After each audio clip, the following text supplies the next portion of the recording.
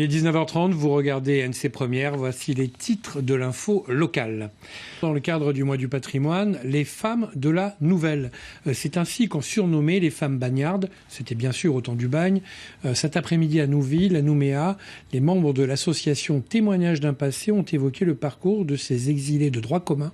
Une histoire méconnue et encore taboue que nous font découvrir Antoine Le Tonneur et Nicolas Fasquelle.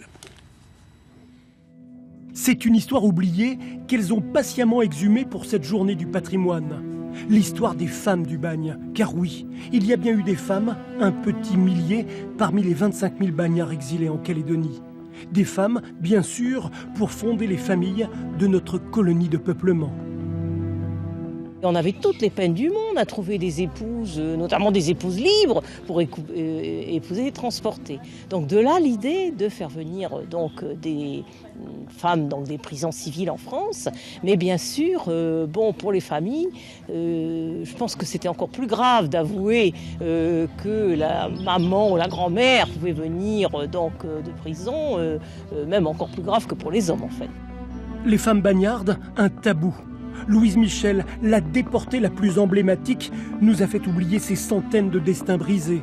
Près de 500 femmes transportées et presque autant de reléguées pour seulement une vingtaine de déportés politiques. Difficile de retrouver leurs traces et les dossiers qui incarnent leur parcours.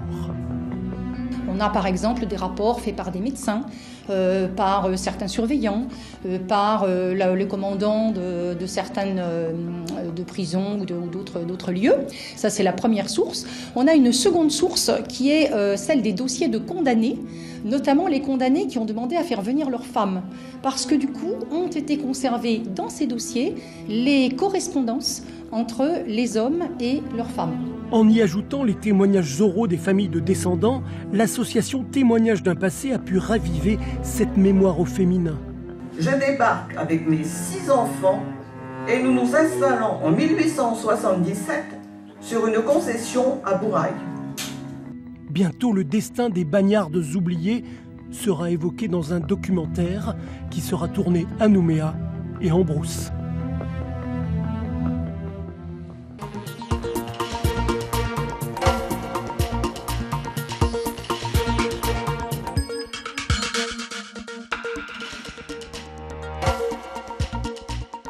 Retrouvez toute l'info sur ncpremière.nc.